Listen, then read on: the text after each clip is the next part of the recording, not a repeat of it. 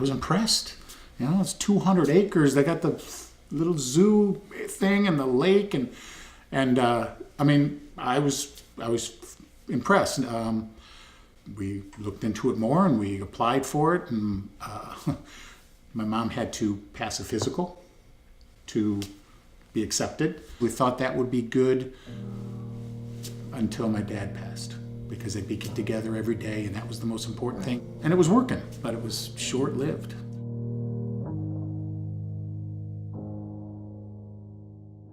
I was in my car, but I remember where I was in Peoria, and my brother called, said, "Did you hear there was a Legionnaires' break out in Quincy?" I go, "You gotta be kidding me." So I literally got off the phone right then and called down there.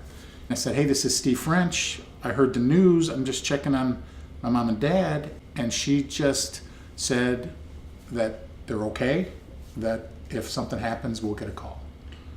So that was on a Friday. And then Saturday morning, he said, "My mom is missing."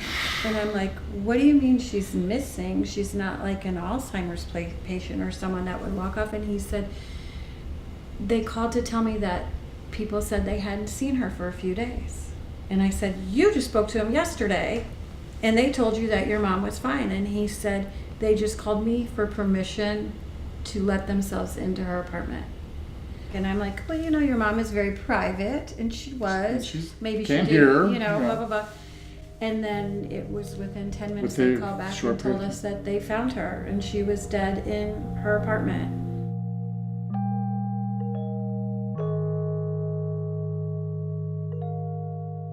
He really, she actually had to take the phone away.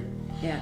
And started talking to the doctors. Well, then we got, when we came back, and then we received a phone call, and it was from the coroner, and he was just telling us that he said, "We found Mrs. French, and this is going to be difficult for me to tell you, but she has been dead for a significant amount of time."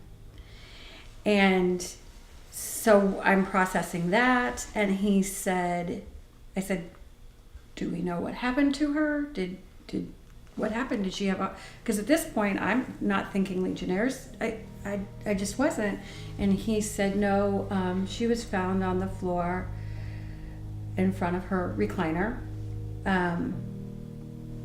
pretty badly decomposed."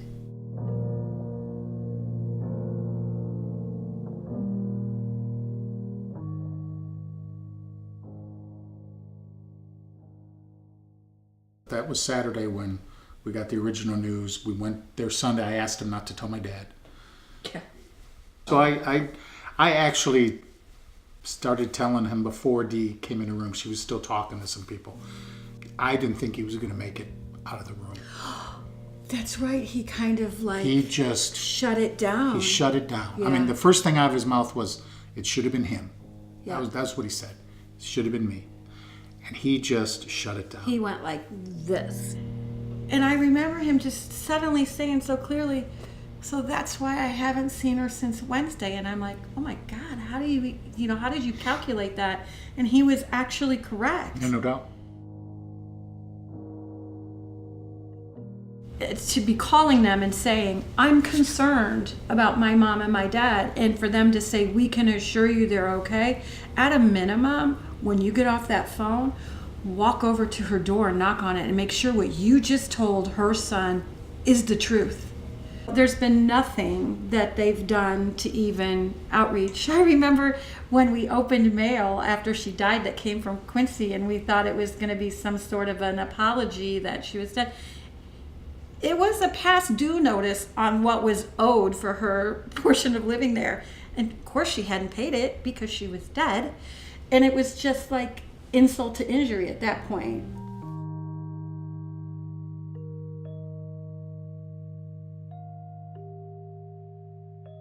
Facilities doing. We're really on top of the situation. You know what he should do? He should go back over there and he should drink some of the water, or maybe he should take a shower, or maybe he should eat off of one of those plates coming out of that kitchen. Maybe it would make an impact on him then. People are dying.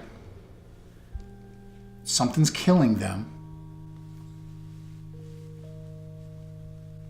shouldn't somebody be held accountable?